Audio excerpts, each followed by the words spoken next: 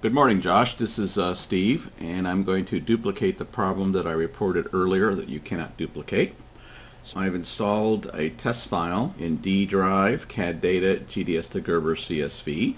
There it is, example 1. You guys know it as some other name, but it's a large DECA file. I created an output directory, and this is before I knew that I should not create such a directory. And I created a batch file to run it. Here's the contents of the batch file. I call the program. I pass it the input file name, fully qualified path. I pass it the output directory, fully qualified. I tell it top structure. I tell it layer 29. Minimum repeat is 2. Overlap is 0.005. This was the source of the previous problem. I thought this was in microns, so I put in 5. Working dir is in working, which you can see exists. And thread numbers are 4. Both working is empty and output is empty. So let's run this and see what happens. Should take about 10-15 seconds to run. Okay, we're done.